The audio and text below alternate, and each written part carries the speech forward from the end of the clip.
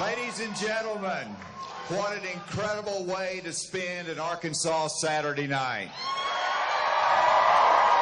Do you all believe Arkansas can make a difference in this election? Arkansas has an opportunity to send a message to the nation next week, so we need your help in doing that. Let me tell you something, that it was my intention just a week ago to stay out of this race. I said there's a lot of good people in this race, but then I saw what was happening with the negative turn in it. I saw what was at stake for our country, and I said I cannot stay out of this campaign.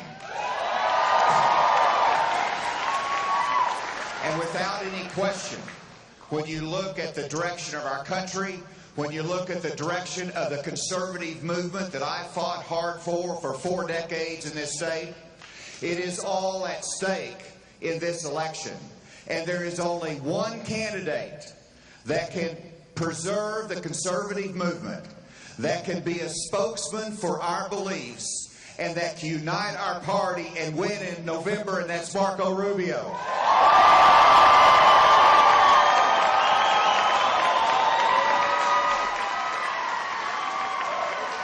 And so, ladies and gentlemen, and Marco, I voted today, and I voted for Marco Rubio for president. Now, there's one thing very clear in my mind, that Marco Rubio this last week in the debate in Houston changed the dynamics of this campaign, and he went toe-to-toe with Donald Trump. And he showed we're not going to be bullied.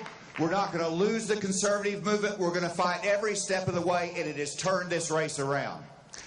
And we have an opportunity in Arkansas to reset the clock, to give Marco the boost that he needs, and to preserve what we believe in, and to make sure that we can win in November. Ladies and gentlemen, please welcome the next President of the United States, Marco Rubio.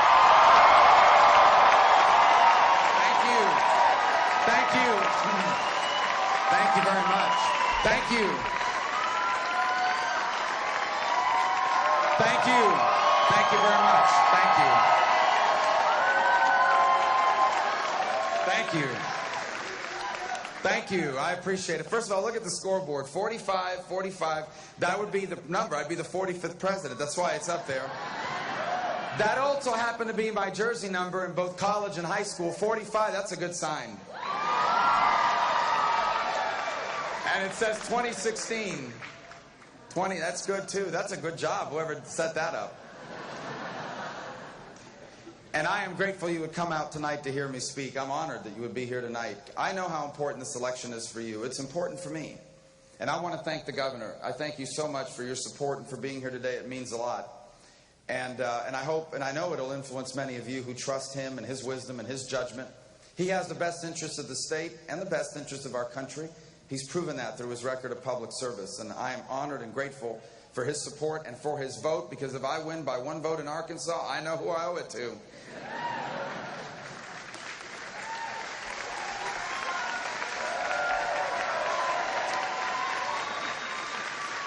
Now, a lot of people have been emailing me and calling me. I mean, I've been flooded with emails and phone calls since the debate on Thursday night, right? A lot of people saying, thank you for standing up to, or thank you for standing up for yourself. And I want you to understand something. I'm not standing up for me. I'm standing up for you. I am standing up for the party of Lincoln and the party of Reagan. I am standing up for the conservative movement, which is the only hope America has to turn around and undo the damage that Barack Obama has done to this country for the last 8 years. And I am standing up to it because, my friends, I'm sad to say, but if current trends continue, at least if you listen to the press, the American people are about, at least the Republican Party and the conservative movement, is about to fall for the biggest scam in American political history. Okay? I want to tell you a story. About a fake university called Trump University. First, they had a bad football team. They were 0-10 every year. All right? But Trump University was a school that was created because people who were struggling. By the way, these people have been calling me.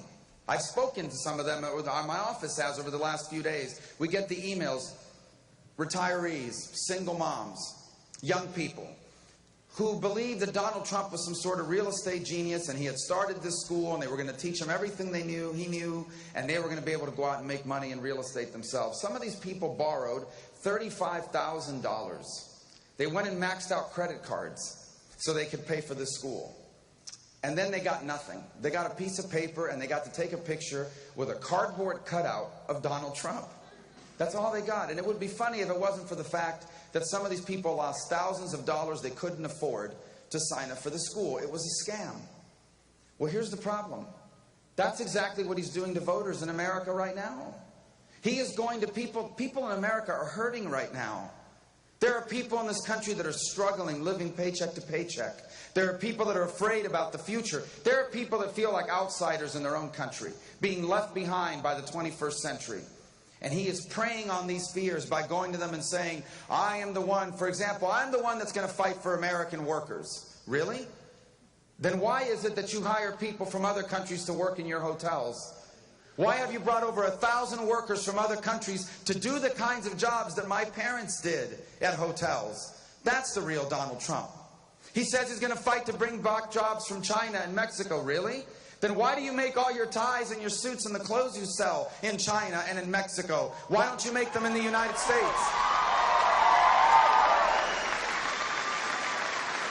He says he's some sort of business genius. Really? Then why did 4 of your companies go into bankruptcy? Why did Citibank have to put you on an allowance? They put them on an allowance. How did you bankrupt a casino? How do you bankrupt a casino? The house always wins. He's talking about these things. Oh, I'm this very successful businessman. I'm so wealthy. I'm so rich. Then why don't you release your tax returns? Is it because they show you don't make as much as you claim? This is a scam of the highest order. He says he's tough on illegal immigration. Really? Then why did you hire illegal immigrants from Poland to help build Trump Towers? It is a scam of the highest order. He is trying to do to the American voter what he did to the students of Trump University. And we are not going to let it happen. We are not going to let the conservative movement and the party of Ronald Reagan and the party of Abraham Lincoln be taken over by a first-rate con artist, which is what is about to happen.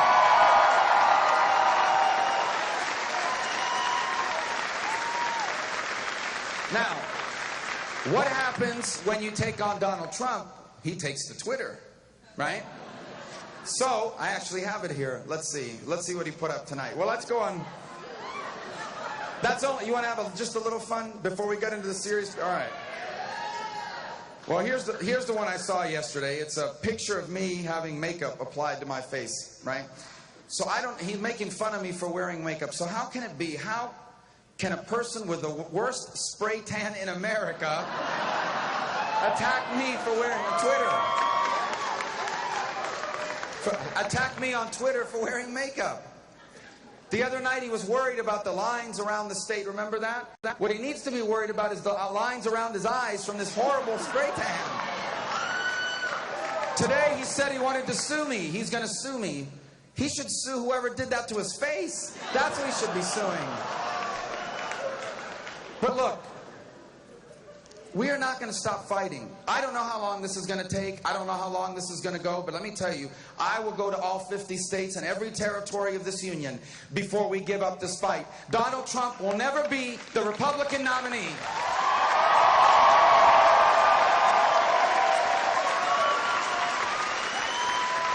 Now, obviously, I want you to vote against him, and I'm asking you to vote for me. But I'm asking you to vote for me, not just to vote against him, although I need your help. Some of you have friends out there that have thought about voting for him, that are thinking about voting for him.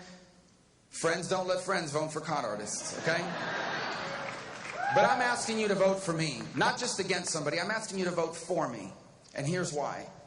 Because this election is a referendum about our identity. This election is not just a choice between candidates.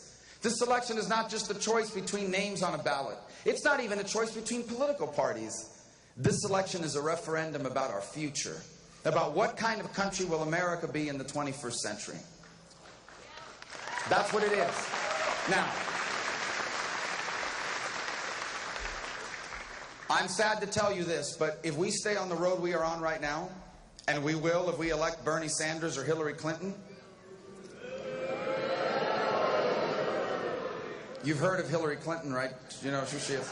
I think she used to have a house in this state at one time. All right. You kicked her out? No.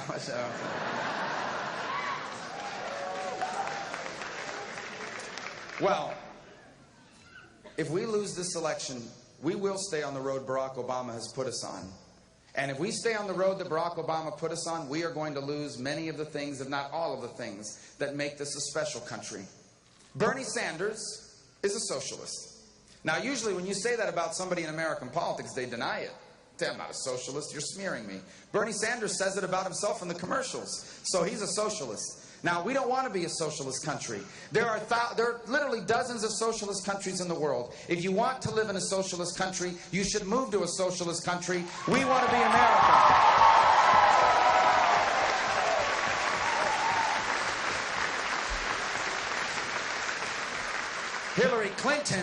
Hillary Clinton is not qualified to be the President of the United States.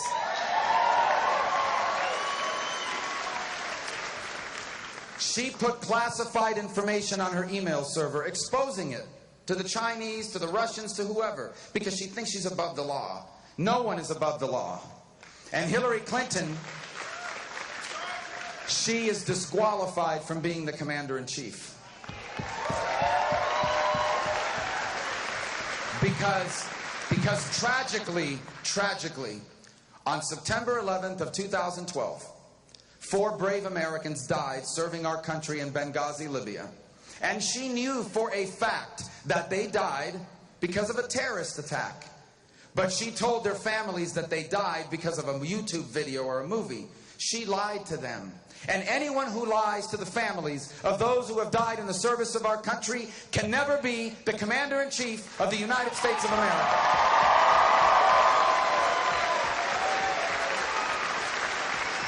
We cannot lose this election. We cannot lose this election to a Bernie Sanders or a Hillary Clinton. And there is a reason why the press keeps elevating Donald Trump. There's a reason why they keep pumping. You listen to this news coverage. He's unstoppable. The Donald Trump train rolls on. You know why? Because they can't wait for him to be the nominee. Then they're going to tear him limb to limb. They're going to tear him apart. And even if he wins, then you're going to have somebody there who defends Planned Parenthood. You're going to have somebody there who said the other night that in this dispute between the Palestinians and Israel, he's not going to take sides. I'm going to take sides. I'm going to be on Israel's side.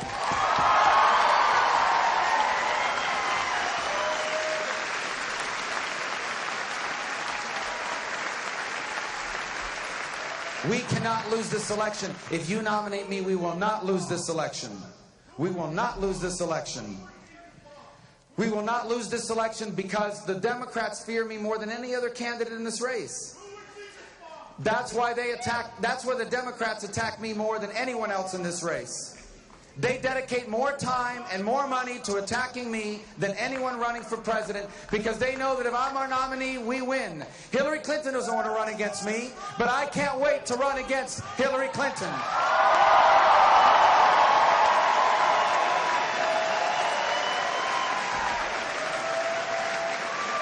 We will win.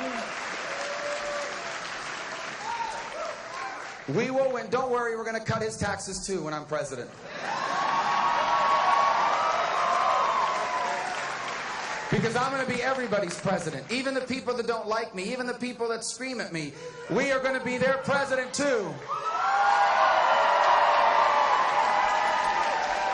Now, why will we win? Because we will unite this party. This party has to come together. We cannot win if we're divided against each other. I will unite this party, but we will also grow this party. We are going to take our message of conservatism to people that live the way that I grew up. I grew up paycheck to paycheck. I've lived paycheck to paycheck. I didn't inherit $100 or $200 million, and there's nothing wrong with it, but I didn't inherit it. We've earned everything we've gotten. My parents worked hard, and I know how hard that is. We are going to take our message to people that are living that way now. I have lived paycheck to paycheck. I have grown up paycheck to paycheck. And we will take conservatism to people living paycheck to paycheck. And we will say, I've lived the way you've lived. I've gone through what you've gone through. I'm a conservative. You should be a conservative. It's right for you, and it's right for America.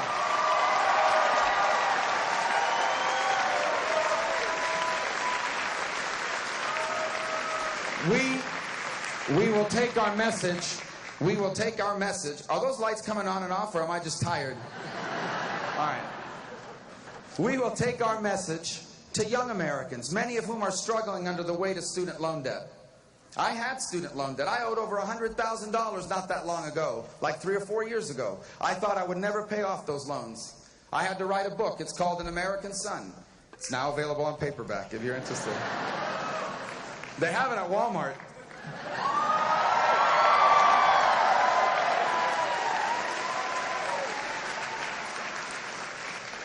I never met her, but I paid Sally Mae a lot of money for those student loans, okay? We're going to take, yes ma'am, absolutely. That's why I'm the only Republican running that has a plan to deal with student loan debt, because I lived it, because it's personal. We're going to take our message to young families, to people raising children right now the way my wife Jeanette and I are raising our 4 children. It is harder than ever to raise kids with the values they teach in our church instead of the values they try to ram down our throat in the popular culture.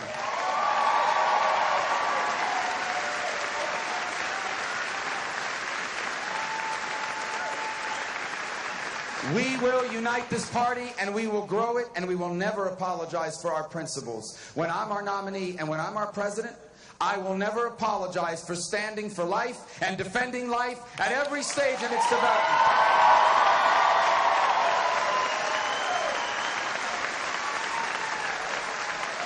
If you vote for me, I will win this nomination, and I will win this election, and then we have a lot of work to do. When I'm President of the United States, for the first time in 8 years, you are going to have a president that actually follows the Constitution of the United States of America.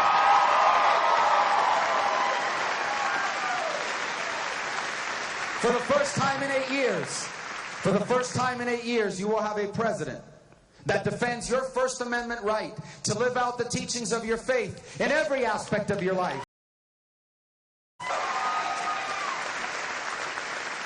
For the first time in 8 years, you will have a president. That defends your Second Amendment right to protect yourself and your family.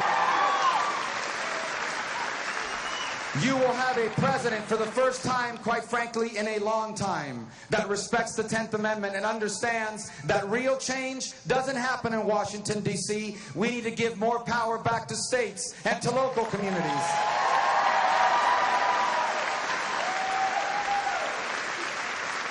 You will have a president that appoints justices to the Supreme Court like Antonin Scalia, God rest his soul.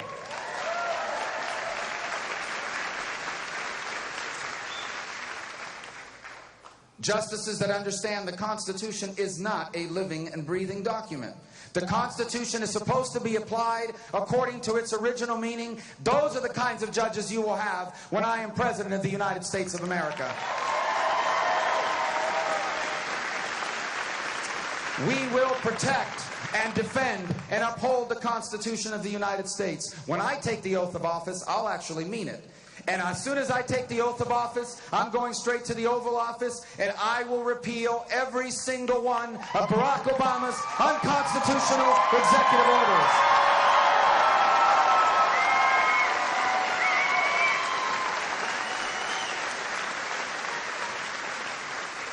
When I'm President of the United States, you will have a president that defends the free enterprise system of economics.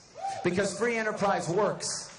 You know how I know it works? Because my mom was a maid, and my dad was a bartender, and the reason why they had jobs is because someone invested money to build a hotel.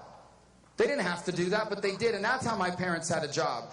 Free enterprise works. I know it firsthand because it is the only economic system in the world where you can make poor people richer and you don't have to make rich people poorer, where everyone can be lifted up and you don't have to tear anyone down.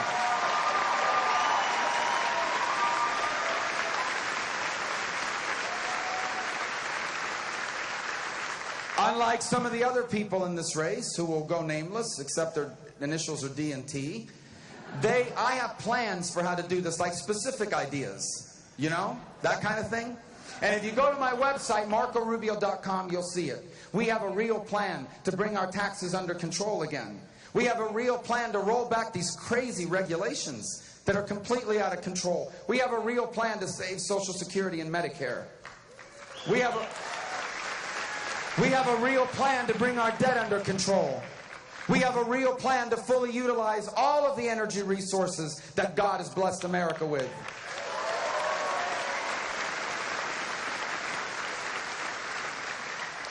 And we have a real plan to repeal and replace Obamacare once and for all.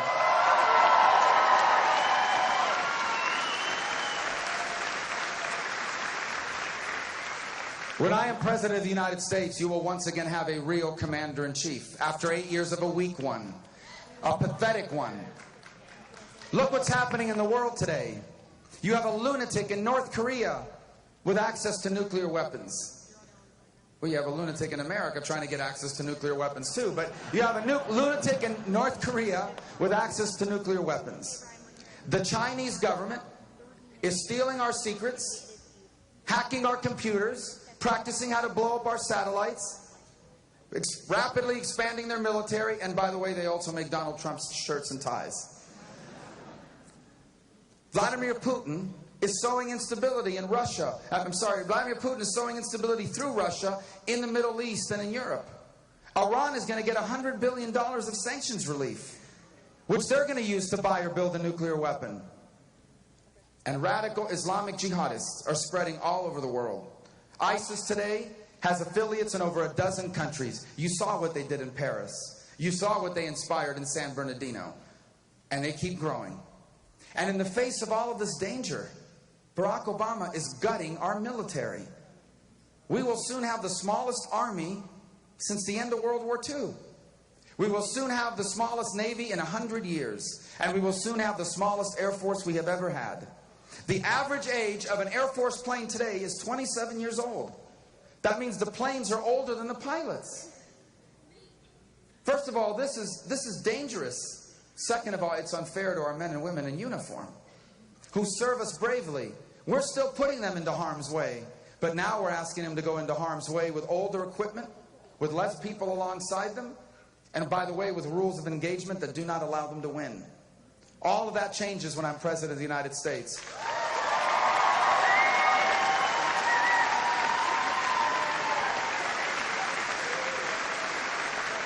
When I am President of the United States, we are going to undertake a Reagan-style rebuilding of the United States military.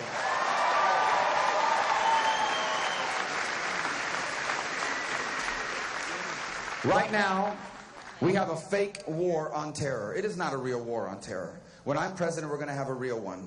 Our intelligence agencies are going to find these terrorists. Our rebuilt military is going to destroy them. If we capture any of these terrorists alive, they are not going to have the right to remain silent. They are not going to get a court hearing in Manhattan. They are not coming to some federal prison in Arkansas. They're going to Guantanamo, Cuba, and we're going to find out everything they know.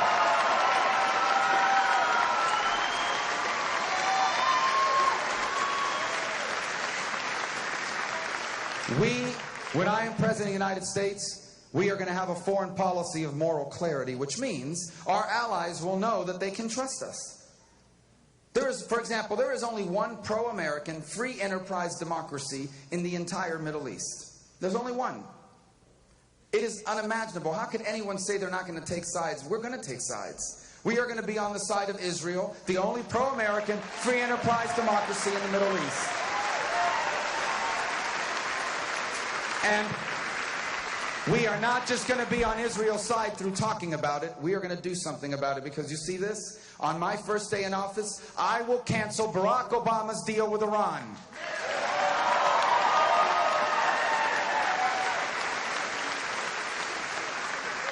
When I am President of the United States, we're going to take care of our veterans again.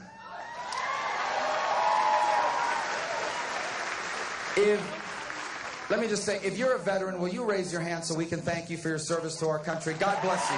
Thank you. God bless you.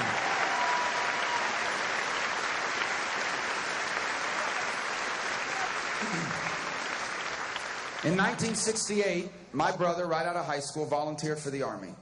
He became a Green Beret in the 7th Special Forces. My family's always been very proud of him. One day in a training jump, he jumped out of an airplane, he landed bad, and he knocked out his front teeth. And so every few years, he has to go to the VA to get his claim filled. And every few years, it is a hassle. They hassle him, like if they're doing him a favor. The VA benefits are not us doing a favor to the veterans. The veterans are the ones that took care of us. Now we have to take care of them.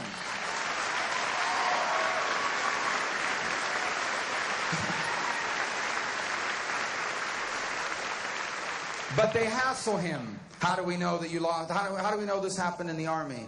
He says, well, it's the only time I jumped out of an airplane. Now, there are good people working at the VA. I've met them. You have too. And I thank them for what they do. Many of them are veterans themselves. But there are people at the VA that are not doing a good job. The other day on USA Today, the headline read, calls to the VA suicide hotline went to voicemail. And no one is being held accountable for that. When I'm president, that changes. When I'm president, if you're not doing a good job at the VA, you will be fired from your job at the VA.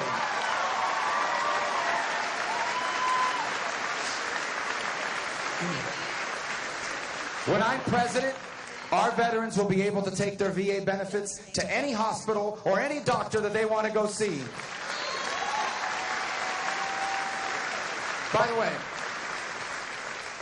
one of the things that amazes me about our veterans is how many of them don't stop serving when they come back home. You go to any fire station in America, you're likely to run into a veteran working there. You go to any police department in America, you will definitely run into a veteran working there. And I'm so sick and tired of all these articles and news clips about how bad the police is. Let me tell you something. I thank God for our police officers and for our firefighters.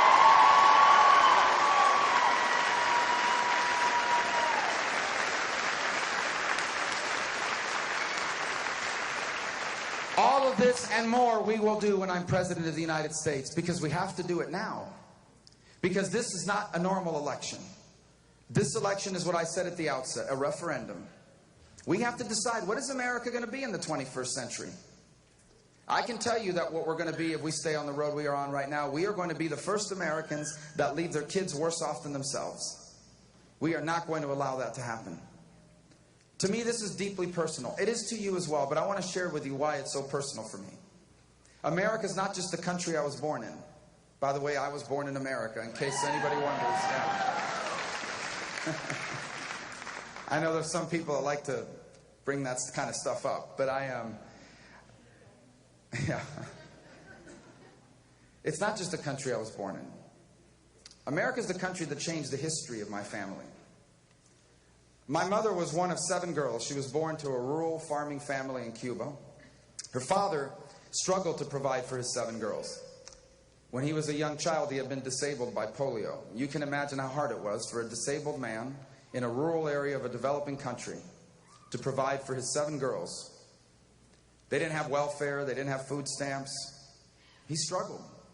My mother says she never went to bed hungry, but she is more than positive that her parents most certainly did, so that they didn't have to. My father didn't have it much easier. In fact, he probably had it even harder. When my father was 4 days shy of his 9th birthday, his mother died. He lived in Havana, and he had to stop going to school, and he had to start working if he wanted to eat. He never went back to school. He would work for the next 70 years of his life. My parents were married, and they came here in 1956 to America in search of a better life. And when they got here, they didn't have any advantages. They barely spoke any English at the time. The first words my father learned were, "I'm looking for a job," or "I'm looking for work."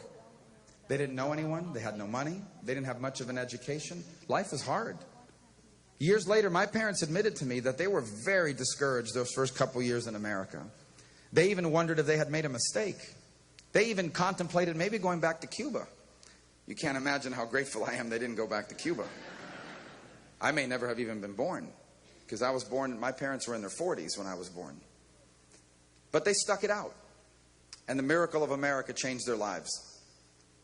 In 1968, less than 10 years after they arrived, or I should say 1966, less than 10 years after they arrived, my father by then was working as a bartender at a hotel on Miami Beach. and they bought their first home in a safe and stable neighborhood. Now, my parents never became rich people, and they never became famous people, but my parents were successful people. Because working hard all those years, they were able to live in a home in a safe and stable neighborhood. They were able to retire with dignity, and they were able to leave all 4 of their children better off than themselves. And by the way, when people tell me I don't come from privilege, I say you're wrong.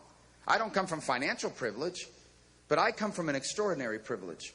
I was raised by 2 parents, a mother and a father, married to each other, who loved their children and raised us together in a loving home where we were taught that we were citizens of the one place on earth where anything is possible.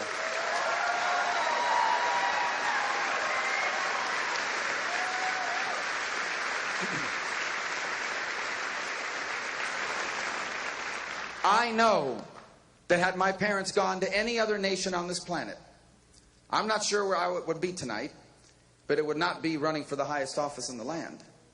Because I was blessed. For reasons I'll never understand in this life, God allowed my parents to come here to the right place at the right time. And it changed the history of my family. If America had never existed, we would have grown up the way most people in this world have had to live. In a society that tells you you're only allowed to be whatever your parents were before you. As Americans, someone like me who's never lived anywhere else, most of you, it's easy to take that for granted, but we shouldn't. Because almost everyone that has ever lived in a society that said to them that no matter how hard you work, or how long you try, or how good you are, unless your parents were the right people, you could only go so far. That is literally and figuratively foreign to us as Americans. But that has been the human condition for almost all of history. And that is the way most people in the world live now. I share with you my story, not just so that you learn more about me, but because my story is your story. You see, I've not met very many of you, if any of you, in person, so I don't know your personal stories in detail, but I know that you're Americans. And I know that in America, we are all but a generation or 2 removed from a story not unlike mine. In America, we are all just a generation or 2 removed from someone who made your future the very purpose of their lives. Maybe that's what your grandparents did for your parents. Maybe that's what your parents did for you. Maybe there are some of you here tonight who remember your father who worked 2 jobs and made extraordinary sacrifices for you. Maybe you remember what your mother did because she could never be what she wanted to be, but she was going to make sure that you had the chance to be whatever you wanted to be. Or maybe that's what you're doing for your children now. Maybe right now, tomorrow morning, on Monday, whenever, you are going to work and you are going to sacrifice because you want your kids to have the future you once wanted for yourself. This is who we are. This is what our nation is. This is what makes us special and different. Every country in the world has rich people, and there's nothing wrong with being rich. We celebrate success in this country. We lift it up as an example to others. But every country has rich people. What makes us special is that we are the one place on earth where people that are not even trying to get rich can still achieve happiness. When you become a police officer or a firefighter, when you join the armed forces or go into the ministry, when you become a nurse or a teacher, you know you're not going to make $1 billion doing that work because that's not your goal. Your goal is to make enough money so you can retire with dignity and own a home and leave your children better off than yourself. And this story has a name. What my parents achieved, what my parents did for me, what your parents did for you, it has a name. It's called the American Dream. It changed my life, it changed yours, it changed the world.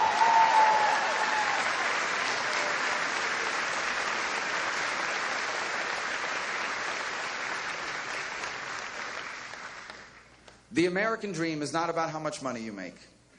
The American dream is not about how many buildings have your name on it.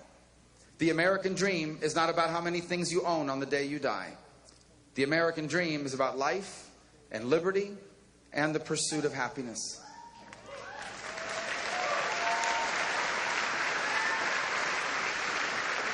And by the way, life and liberty and the pursuit of happiness, those are rights given to us not by government, not by politicians, not by the law. Those are rights that come to us from our Creator.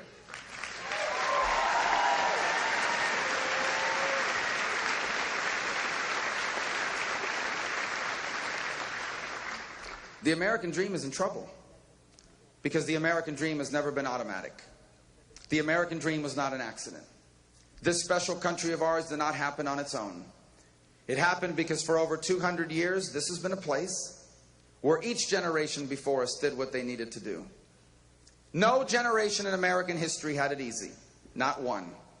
This nation was founded from an extraordinary challenge, taking on the most powerful empire in the world. This nation had to endure a great civil war, 2 world wars, a Great Depression. The 1960s were a difficult time for this country. It ripped us apart generationally over Vietnam, ripped us apart regionally over civil rights. When have Americans ever had it easy? Your parents did not have it easy. Your grandparents did not have it easy. Your great-grandparents did not have it easy. No generation in America had it easy. But each of them confronted their challenges. Each of them did whatever needed to be done so that the next generation was better off than themselves. Now our moment has arrived.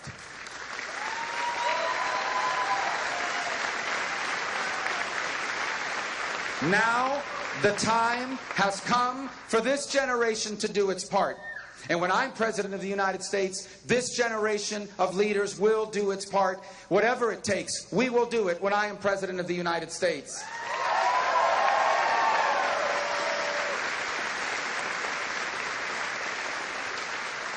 I am asking you for your vote. I am asking you to give me the chance to be president, because when I'm president, we are going to re-embrace the principles that made America special. We are going to re-embrace the principles that made America great. We are going to re-embrace free enterprise and limited government and a strong national defense. And we are going to apply those principles to the unique challenges of our time. I know that times are tough. I see it in my neighborhood.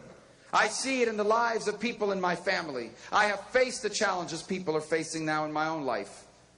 I know that each day brings new worries and new fears. I know that each day you turn on the news and it's always bad news. And the world is more dangerous. And the economy isn't producing. And you're working harder than ever and you can't seem to get ahead. I know that times are tough. But I don't want you to lose hope. Because I want you to understand that the greatest days of our nation's history are truly within our reach if we are willing to do what needs to be done. And here's what I want you to leave with here tonight. As tough as things may be, I want you to know what history is going to say of us if we do what needs to be done. Here's what history will say of this generation. It will say that we lived in the early years of this new century in a difficult and rapidly changing time. And it will say the truth. That after 8 years of Barack Obama, we came this close to getting it wrong. We almost got it wrong. But then in 2016, we remembered who we were. In 2016, we remembered what America was. And like the generations that came before us, we rose up to the challenge. It will say that we confronted our problems. It will say that we embraced our opportunities. And it will say that because we did what needed to be done, the American dream didn't just survive. The American dream reached more people and changed more lives than ever before. It will say that because we did what needed to be done, our children became the freest and the most prosperous Americans that ever lived. It will say that because we did what needed to be done, the 21st century was better than the 20th century. It was a new American century. It will say that because we did what needed to be done, we left for our children what Americans always leave their children, the single greatest nation in the history of all of mankind.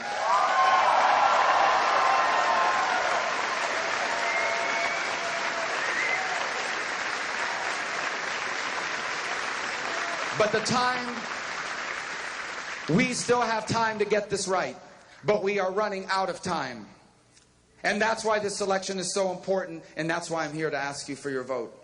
I ask you to vote for me on Tuesday. I ask you to go out and find other people to vote for me on Tuesday. And don't worry, you'll see me again. Because not only do we want to do well here on Tuesday, we're coming back and we're going to win the general election here as well. And we're going to turn this country around.